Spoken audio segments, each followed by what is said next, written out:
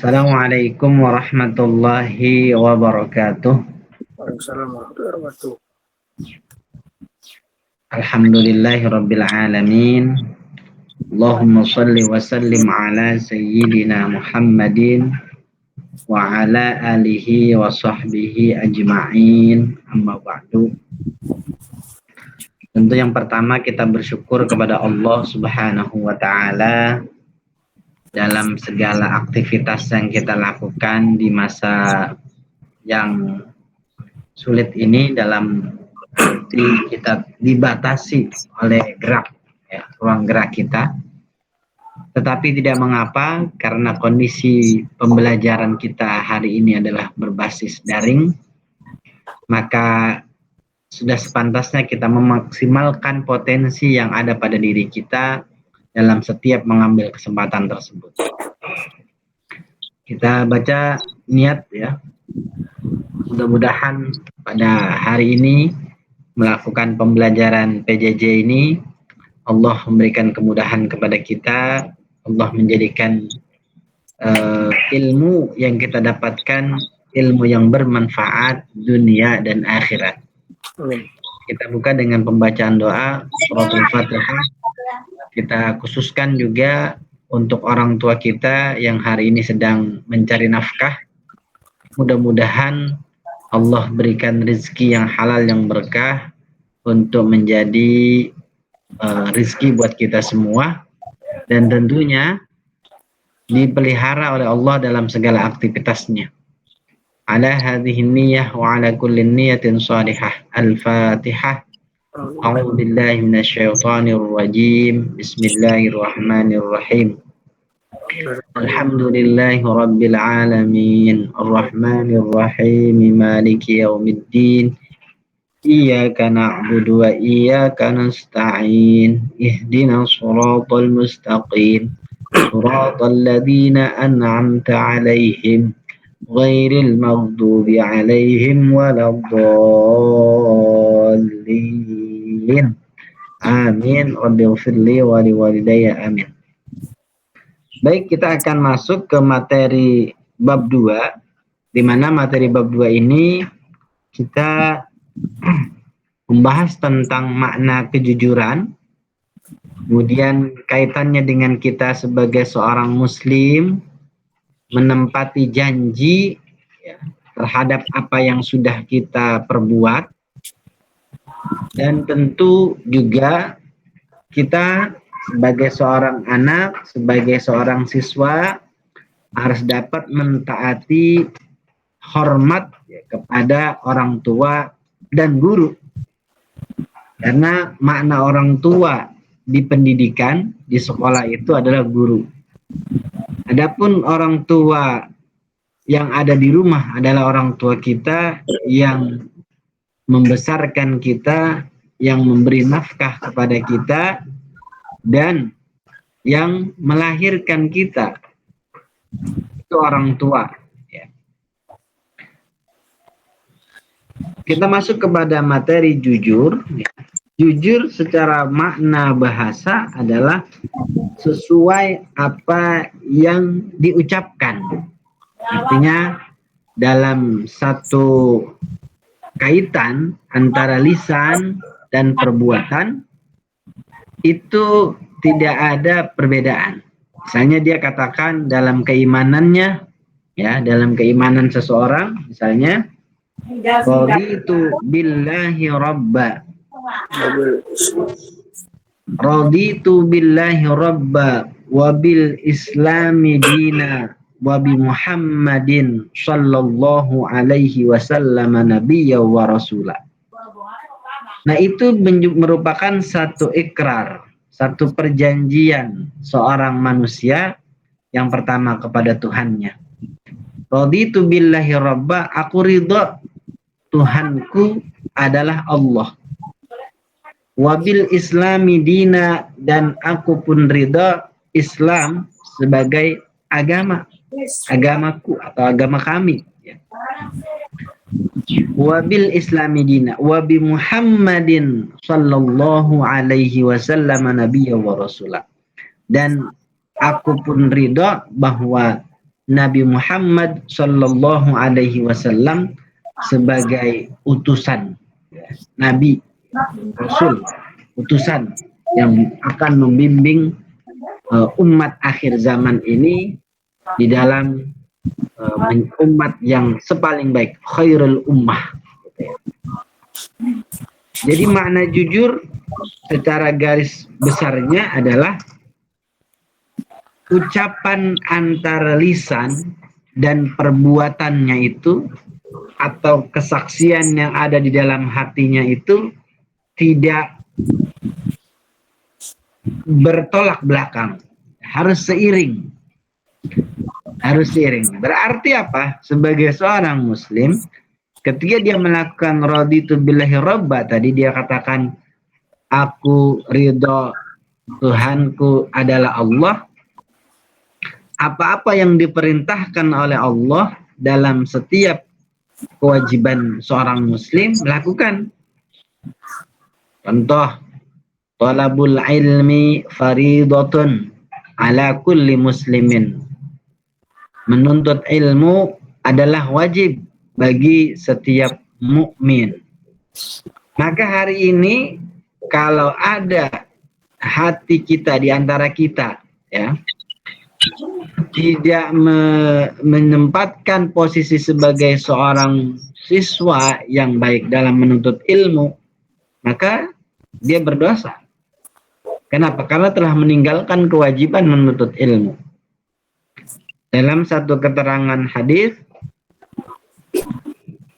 man taraka talabal ilmi khaufan minal fakri zadahullahu faqran. Siapa orang yang meninggalkan kewajiban dalam menuntut ilmu lantaran mungkin ya, ada pada dirinya itu kesibukan dan dia takut dengan dia menuntut ilmu, kesibukan misalnya dia mencari uang, akhirnya terganggu karena kesibukannya. Karena takut miskin. Maka kata Allah, khaufan zadahullahu faqran. Orang itu akan ditambahkan kesukarannya, kemiskinannya itu akan ditambahkan. Nah, jadi harus ada pada diri kita ini semangat motivasi menuntut ilmu sebagai kewajiban kita menjadi orang yang beriman, menjadi seorang muslim. Coba kita lihat ya halaman 11 pada buku pengantar LKS ya. Udah dilihat Sob? Udah, Pak. Halaman 11 ya. Ya, kita coba lihat. Di situ ada gambar mengamati. Amatilah gambar berikut ya. Itu ada gambar bahwa ada satu transaksi ya, transaksi biasa kalau kita di pasar atau di warung atau mungkin di supermarket ada satu transaksi. Kita lihat apakah sifat yang paling penting dalam kegiatan tersebut, dalam interaksi jual beli. Misalnya kita sebagai seorang pembeli siswa datang ke supermarket. Supermarket itu kan kasirnya cuma satu, ya. Barang-barangnya kan diambil sendiri. Gitu. Nah, ini harus ditanamkan kejujuran. Ditanamkan kejujuran. Jangan misalnya ya ada transaksi yang sengaja diselipkan. Atau mungkin paling sering nih, ya, paling sering. Ya, atau mungkin pernah kejadian pada diri kita. Ketika kita datang ke kantin, ambil bakwannya 2, bayarnya 1, mungkin ya. Ini jangan sampai terjadi seperti itu. Karena apa? Sifat kejujuran sebagai seorang manusia harus ditanamkan sejak dini. Kalau masih kecilnya sudah disiplin di dalam kejujuran, insya Allah dewasanya kelak menjadi pejabat, kelak menjadi orang-orang yang dikasih amanah dalam ruang lingkup orang banyak, tanggungan orang banyak, maka insya Allah dia akan menjadi orang-orang yang jujur, orang-orang yang lurus. Nah, maka apa? sifat Nabi Muhammad Shallallahu Alaihi Wasallam, sifat para nabi itu ada 4. Yang pertama siddiq, ya, satu siddiq, ya, siddiqun, artinya benar. Nah, benar ini harus kita tanamkan. Kita sebagai seorang siswa katakan yang benar, ya, siddiq artinya benar. Kemudian satu siddiqun, benar. 2 amanah, ya, amanah, dipercaya. Misalnya kita dikasih kesempatan sama orang tua, tolong dong, misalnya Sub, nih uang 100.000, kamu belanja ke pasar, beli ini, ya, itemnya sudah ditulis, ada kembaliannya. Maka kembaliannya itu jangan kamu selipin, harus dikembalikan kepada yang berhak. Misalnya yang dikembalikan kepada orang tua. Untuk apa tujuannya? Untuk mendisiplinkan kejujuran kita. Yang berikutnya adalah dalam Al-Quran, Allah Subhanahu wa Ta'ala berfirman, coba Usub dibaca surat Al-Baqarah. Al-Baqarah ayat 42. Silakan dibaca, Bapak akan simak. Talbisul haqqa bil batili wa taqtumul haqqa wa antum ta'lamun. Bagus ya. Usub udah mulai bagus nih dalam baca Al-Qur'annya. Tinggal terus dilatih ya. Dilatih agar membaca Al-Qur'an itu menjadi wirid, menjadi zikir ya, menemani kita lagi bengong. Jangan sampai bengongnya kita malah main game berhari-hari. Jangan. Jadi zikirnya kita adalah dengan membaca Al-Qur'an. Bapak ulang yang tadi Usub baca. A'udzu billahi minasy syaithanir rajim. Wala talbisul haqqa bil batili wa taktumul haqqa wa antum ta'lamun. Dan janganlah kamu campur adukan yang hak dengan yang batil. Nih, ini diperintahkan kita jangan nyampurin. Ya, jangan nyampurin sesuatu yang baik dengan yang buruk, jangan. Dan janganlah kamu sembunyikan yang hak itu sedangkan kamu mengetahui. Contoh, tadi kan kita sudah singgung tuh, Sob. Dikasih uang 100.000. Untuk dibelanjakan, ya, ada kembaliannya, maka kembaliannya itu harus dikembalikan kepada orang tua. Begitu juga dalam kegiatan transaksi yang lainnya. Nah, maka kita dapat ambil simpulkan, ya, orang yang jujur akan dihormati dan dikagumi banyak orang. Sebab apa? Selalu dapat dipercaya. Ya, selalu dapat dijadikan contoh, ya. Untuk apa? Ya, untuk sebuah pertemanan. Maka pertemanan yang baik itu adalah ketika pertemanan yang tidak diusik dengan kebohongan, yang tidak ditutupi oleh kebohongan. Maka kejujuran itu, ya, akan dapat kita bawa sebagai bekal hidup kita yang singkat ini, ya, sebagai bekal pahala kita di kehidupan dunia yang menuju kehidupan akhirat nanti.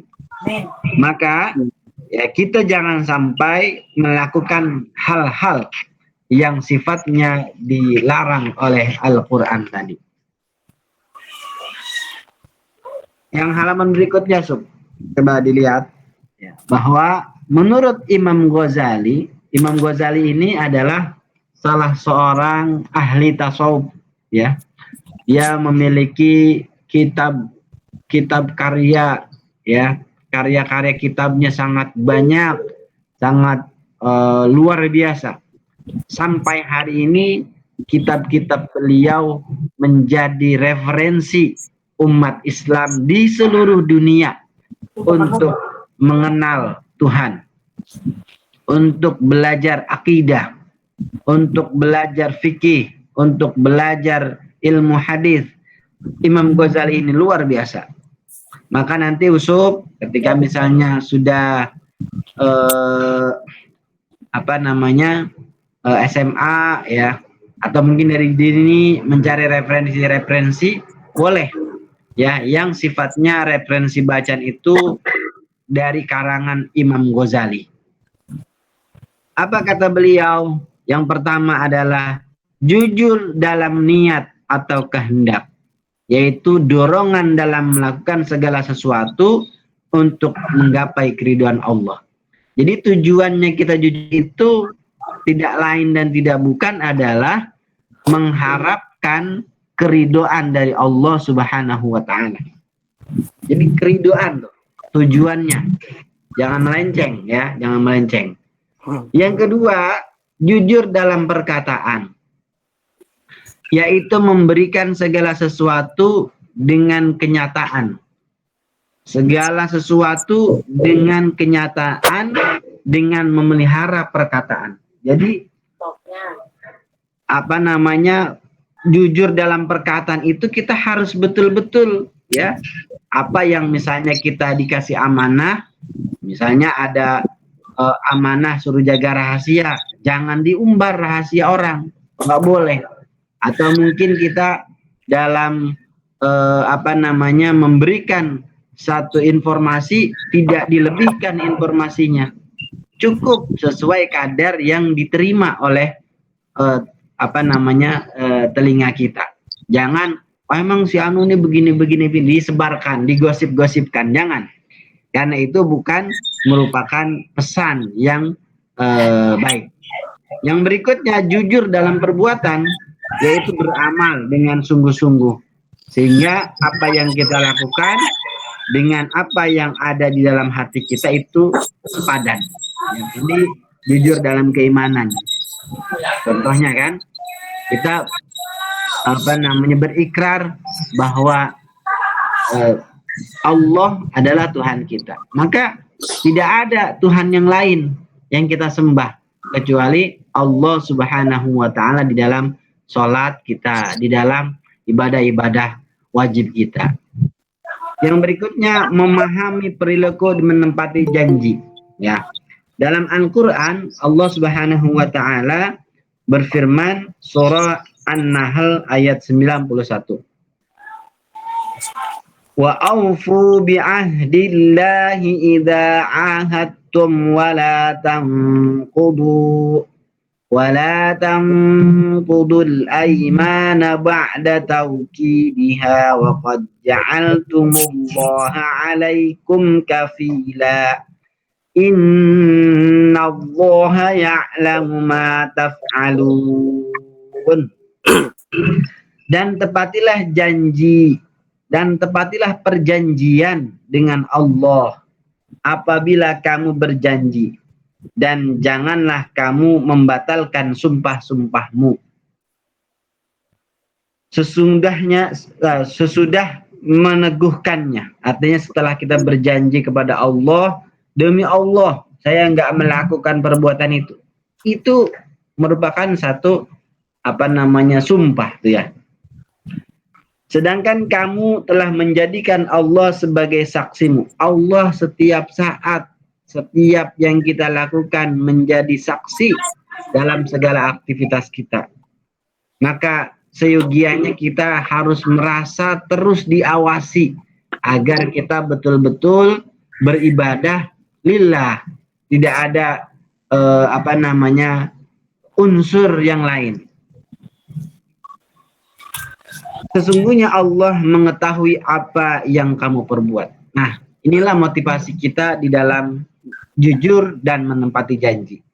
Mudah-mudahan materi yang singkat ini, Usop khususnya yang sudah hadir, Bapak ucapkan terima kasih. Nanti kita akan ada materi interaksi yang akan Bapak kirimkan di Google Classroom, ya. Untuk teman-teman yang belum hadir, ya, hari ini nanti silahkan rekaman video ini Bapak akan kirimkan ke WhatsApp. Saya silahkan nanti diikuti materinya, kemudian interaksi tugasnya ada di Google Classroom. Oke ya. Jadi kenapa Sob? Ya. Itu si Bagas kan WhatsApp saya. Katanya itu nggak bisa. Bisa. Mana hari kan nggak ada notifikasi dari tadi. Ya udah, ini udah 20 menit. Ya, udah 20 cukup sebagai materi pengantar. Nanti disaksikan aja lewat rekaman videonya. Gitu Sob ya? Iya, Pak. Ya, terima kasih. Kurang lebihnya Bapak mohon maaf. Mudah-mudahan